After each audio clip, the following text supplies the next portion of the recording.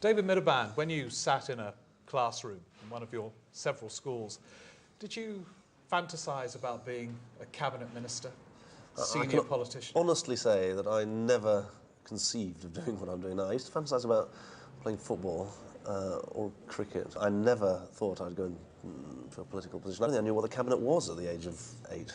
I mean, were you not politically ambitious by late teenage? No, phase? I mean, I didn't really see that as my future, and actually even until quite shortly before I became a Member of Parliament, just 5 years ago, I really saw myself as a backroom person. And my mother says that my first ambition was to be a bus conductor because they had the most exciting machines that they used to be able to use on London buses. So. Well, what is really interesting about you is actually you went to quite a few schools. I assumed you'd be in North London, one primary school, one secondary school. You had quite a lot of experiences, didn't you? We moved quite a lot. I mean, partly because of my dad's job, he moved around. So he was, of course, left-wing academic who moved to different Yeah, places. he worked in university. He was a university teacher. Yeah, his work took him to Leeds when I was 7. I went from a London primary school to a Leeds primary school. We then spent a year in the United States, in Boston, which was an amazing experience for a 13-year-old to spend a year in a different culture in America under Jimmy Carter, although I didn't really know who Jimmy Carter was at the time. And then we came back to England after a year, and so I had then 5 years in a London comprehensive. So I suppose I did go to more schools, and I had a more, I suppose, disrupted, you could say, education, but it was also quite a lively one. Yeah, well, let's begin in North London with your first primary school. We've got, and this is a document I'm delighted to have seen, one of your first exercise books where you are writing extraordinary, insightful observations. I noticed that when you refer to Britain, you locate it firmly in Europe. You say we are part of the continent. So clearly at 7, you were a pro-European. Pro-European. Well, I'm relieved to hear that. You've obviously gone through this book in rather greater detail than I have. I've read it extensively. Was it one of those things that said, I live in London, England, UK, Europe, the universe? Yeah, but you quite explicitly early on said we're part of Europe. Well, my parents were both born on the continent of Europe, and they'd come to Britain after the Second World War. So I suppose that maybe is part of why one had a sense that there was a world beyond our shores. Yeah. Now, you moved up to Leeds for the latter part of the primary school education, where I gather then your great passion was football. You were in goal, weren't you? I was a goalie. Yeah. I used to play goal. I played in goal until I was about 11 or 12, and then I stopped getting better and the shots started getting harder. And you had a teacher hero. Yeah, my sports teacher, Harry Pianiaczek, he was everything that you'd want a teacher to be. He was incredibly devoted to every one of the children in his care. He gave all of his skill and dedication to it in school for those who were in his class and out of school in the sports teams. And he also taught us that you've got to try your best, you've got to work hard, you've got to try and win, but if you don't win, it's not the end of the world. We've spoken to Harry, your early hero, since, and he says that he thinks that your parents might have been worried that you were kind of so obsessed with football, that's true. and that your Hero hero on the staff list was a PE teacher. Well, I think I learned to read quite late. And I was certainly not interested in books at all. Really? Completely uninterested in books. All I was interested in doing was, when I did learn to read, was the back page of the newspapers to read about football. And my parents, I suppose, were the sort of typical 1970s middle-class parents who trusted that their kids would land on their feet, but probably whispered to each other, oh my goodness, what's he going to turn out like? And now look what's happened. But football was definitely the #1 priority. Yeah, well, when did that change? Because, I mean, you're... A couple of years ago, I think. Well, let's find out whether America made a difference. I didn't realise, I mean, I know you are fascinated by America. Your father moved out there to teach at the university. My father got a teaching job in America for a year near Boston. And so we lived in a suburb called Newton. And they had a 3-tier system there where you had a junior high school, which was for 12 to 15-year-olds. And so I joined Bigelow Junior High School for a year, which was an absolutely fantastic education, actually, now that I even think about it. The change of culture was incredible. Yeah. America in the 1970s, I suppose now as a politician, I know people were talking about the misery index, but there didn't seem to be much misery at the school at the time. It was full of course they started very early in the morning. It was a bit of a shock. You had to start at 7:30 in the morning and then go till 1:30 or 2. I think that's when I stopped being a goalie, was I realised that no one else was very good at football, and I could star on the right wing, totally unrelated to my political stance. And so I moved out of goal there, but I also sort of acted in the school play, musical, and had a really, really interesting time. And funny enough, there fell in with someone who we're still in touch with, who was the coach of the football team there. And again, football being I know, it's slightly, I don't want to seem like a one-dimensional character, but America was Boston at the time was fantastically interesting. When I was a 13-year-old boy, suddenly opened up to American culture and society, and that was a window on the world that I was incredibly privileged to get. And the fact that it was part of my growing up, not just a visit, I think gave me a deeper appreciation of a different society, a very different society. One of the interesting things about New Labour, for those who don't know, you worked for Tony Blair since he became leader in '94, is an interest in the United States, quite a profound interest in the way they do things. Was that when it started for you, though? Well, I mean, to spend a year in a foreign country and then go back there as a university student for a year for a master's degree, which I did, means that you've got a real sense of a place. The people who say that things that are going to happen in the rest of the world happen to America first, I mean, there's quite a lot in that. Yeah. Well, when you got back, it was then to Haverstock Comprehensive in North London, where that was it, wasn't it? You didn't move around any I stayed there for the sixth form.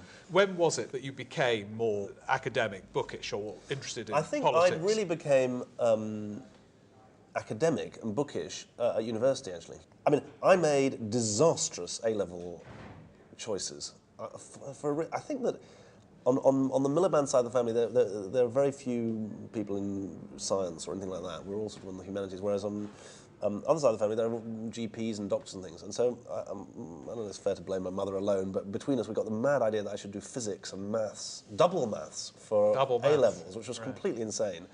And despite the fact that we had an outstandingly good maths teacher. So I didn't really, I wasn't switched on by my A-level studies. I did English literature, which was fantastic, and I really enjoyed that. But I don't think I really helped myself. And that when I was 16, studying my levels, it was 1981. I mean, politically, the things were pretty dismal then. I knew they were pretty dismal. I sort of have a memory of the 1979 general election, or the day after the 1979 general election, my mother telling me that Mrs. Thatcher had won, although I don't know if she was quite as polite in the way she described it. I must be one of the first people to rebel against my parents by joining the Labour Party rather than abandoning it for a more left-of-centre version.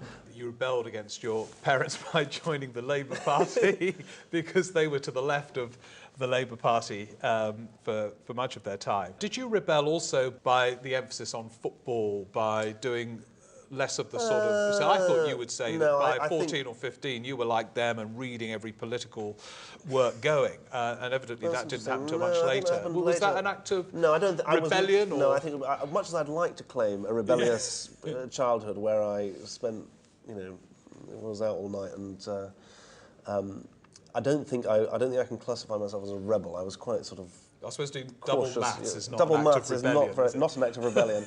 And so no, I don't think I was much of a rebel. And were there, at this secondary school, again, did you have a sort of equivalent hero to the PE teacher? Well, funny enough, there were two people who perspired with me over my maths and my physics. Mr. Page Jones taught me physics, ended up working for Ofsted and then for in the civil service. My maths teacher, Mr. Craven, was a very, very good teacher, outstanding good teacher.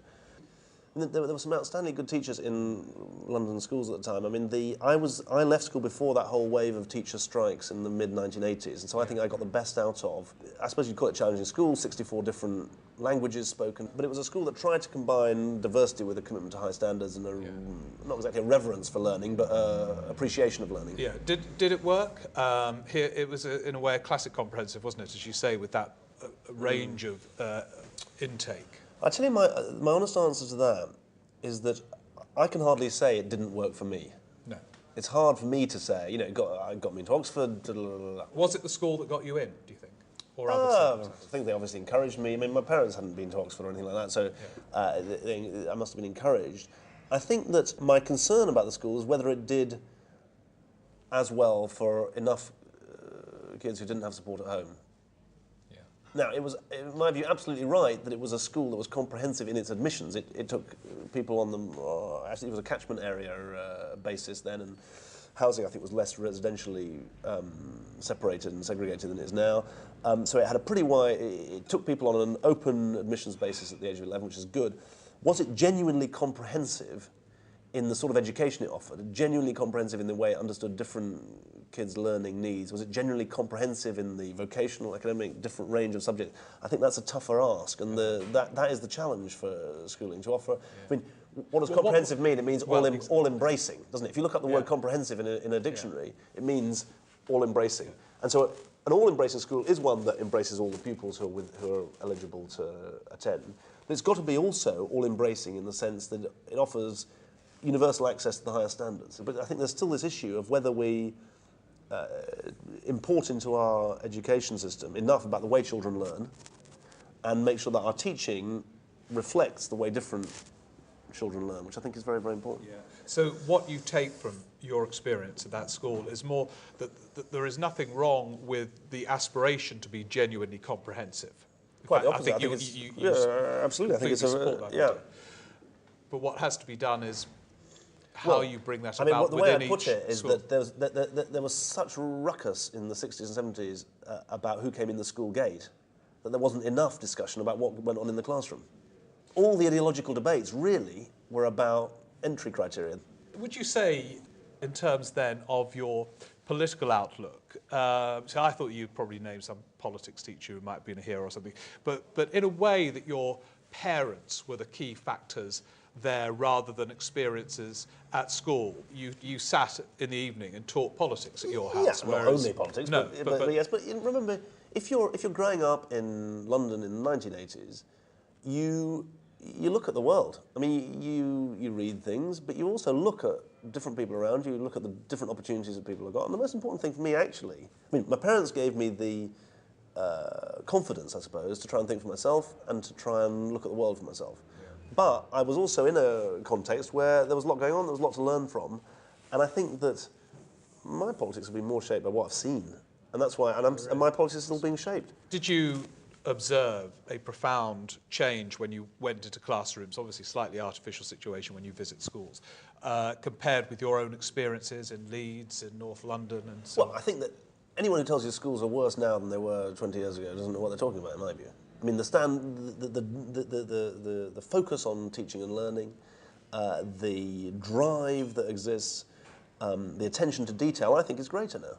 And finally, clearly, school days continue to shape how we all think nowadays. You still love football. Yes. The experiences of secondary school clearly have, to some extent, influenced the way you view schools and what should be done now. Yeah, I mean, look, I believe in nurture as well as nature, and schools are institutions of nurture, and we reflect all of the strengths and weaknesses of our education in the way we go about our daily lives, even the way we do interviews, and that is, that's the excitement about education as a tool of social and economic and political change. David Miliband, thank you very much indeed. Thank you very much.